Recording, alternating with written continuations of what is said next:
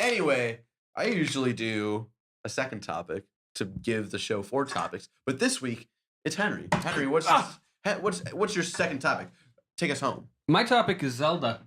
Zelda, The Legend of Zelda. That's right, Zelda Williams. That's the person you play as, right? The guy that goes. No, that's Ganon. I wanted to talk about Zelda because you two love Zelda. Yeah. I never got into Zelda. And I want to talk If you're watching this on YouTube, the Let's Plays that are going up this week are Henry and I playing Wind Waker. Yep. Now it is. But But, like, Zelda is just so omnipresent in video games. Like, constantly. Like, Zelda has been consistently, like, one of the top forces in video games since, like, the 1980s. Like, 1986 was the first one, or was it 88? One of those. I think it was 88. But I want to talk about, like, why you two love Zelda and why I never got into it. I like Zelda because it was kind of the first thing to kind of lead up to like Elder Scrolls and stuff for me. Like it was like the first, like as we listen to background noise of Elder Scrolls in the other room. I was like 7 plays Skyrim. I don't know. There's just something about that type of game that I really like. The reason for me when I was a kid, and this was before I played Ocarina of Time. This was particularly A Link to the Past. I was a kid and I loved fun games. I liked bright games that could have fun. And I was a cool kid who played shooters. A Link to the Past was a good stepping stone of here's this really fun game that can be presented to in a format that is appealing to kids. But it's also got a lot of more darker things going on in it than Pokemon or something. It was a good balance between of like it wasn't too adult for me yet. Yeah. It wasn't too adult to the point where I was like, I don't care about this. It was this just really good for many reasons. It was like the first like adult video game that I played. I say adult loosely, but it was the first like sort of grown-up game because it is very much like a grown-up person's video game. It was the first game for kids that talk to them like adults and like Exactly. Here you go, like this can be a difficult game. It's an open world. Yeah. Do it as your own, experience it. It didn't give you bullshit. And the way it also lets you learn and it doesn't hold your hand. Yeah. More of the earlier ones, not Skyward Sword, where it reminds you every fucking 3 minutes how to Or do it's shit. like the Zack Snyder. Where the fucking weird blue person version of Navi is like, hey, remember how to do this? I just reminded you 5 minutes ago. All right, watch me disappear. So Goes and rescues a dog. I think Ocarina of Time was like the first one where it sort of fell off for me a little bit because I do love the older Zelda games. I like the Zeldas. And that's why I love A Link Between Worlds. It's basically A Link to the Past, but it also gives you that thing of like you have to learn this a little bit by yourself. And Ocarina of Time, you don't really need to do that. Navi fucking reminds you every 3 minutes, like, hey, listen, Mega Man. Meg Ryan. So there's a lot of hand holding, and there's not like Ocarina of Time was the first one where puzzles weren't really puzzles anymore. And I talked about this in my Uncharted 1 Let's Play series, where the extent like Uncharted does have like 3 or 4 really good puzzles throughout the entire series. But for the most part, a puzzle for them is Open up a page. No, not even that. Is like, oh, there's a door, find a button to open the door. And that's very much what Ocarina of Time is. And that's why my dad hates Ocarina of Time. He does not like that game whatsoever. He loves A Link to the Past, though, because there's a lot of things that you have to sort of figure out. There's like, oh, how do I work around this room? I have to sort of discover what's going on in this room while also fighting people. Yeah. And, Egoraptor, very famous video of his sequelitis. Interesting thing, he actually hates that video now because he realized that, like, he was saying all these things. I was listening to that Let's Play, the Game Grumps, where they're talking about it, because they're doing Ocarina of Time right now. And he was just like, I was just saying all these things, just to like try to convince myself why there is a reason I don't like this game. Well, no, but he does bring up good points, and it doesn't make me hate the game. Like, it does seem like while he was recording that, it does seem like he was just sort of like coming from a place of hatred. But it does bring up an interesting conversation of a lot of people uphold Ocarina of Time like it's the best game of all time. And I honestly don't think it is. I love that game, and I think he brings in good points for an argument of, hey, it's not a shitty game, but it's not as good as you guys remember it. I don't think anyone could argue Ocarina of Time's a shitty game. Like, no.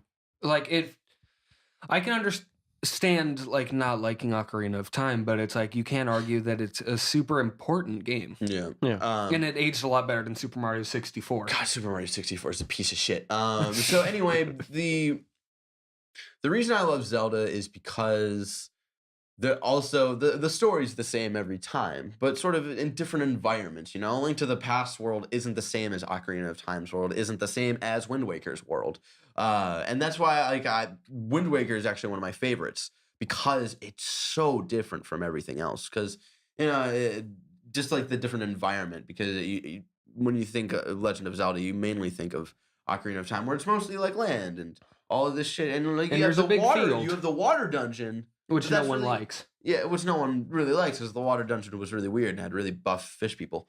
But Wind Waker was different. It was like letting the new generation experience what the last generation did with the last Zelda game. So many people wanted more of Ocarina of Time and Majora's Mask. And Majora's Mask I like. I love Majora's Mask. I like it. I want to play it on the 2DS. I haven't played it since it first came out. It's one of the main things making me I like it one. because of the way it's structured, because it's structured differently.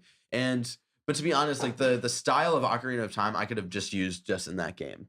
And if they did a completely different art style for Majora's Mask, I probably would have liked it better. Yeah. But it was because it was sort of still in the same story timeline of Ocarina of Time. It was a sort of one-off story, and it just felt weird. If it was like its own separate thing that existed by itself, I think I would have liked it more. And that's why I like Wind Waker, because Wind Waker is different. And a lot of people hated Wind Waker when it first came out. A lot of people were like, oh, this is too childish and shit. And my dad and I, when that game first came out, my dad and I loved that game. Yeah. And now it's acclaimed. It's on the level of Ocarina. It's one of the games people use as example of video games are art. Like, that's one of the examples people use now. And I just think it's very interesting because y'all motherfuckers hated it.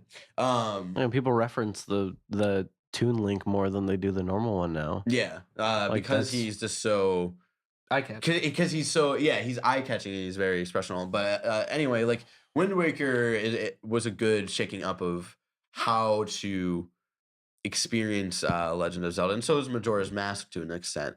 So I think, like, what Legend of Zelda games have you tried to play so far?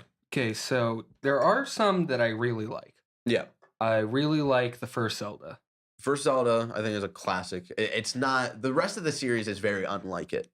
Because I still think it holds up on its own. It's like devoid of story. It's entirely about exploring. Yeah, and it's still awesome. You don't even know where the dungeons are. Yeah, yeah.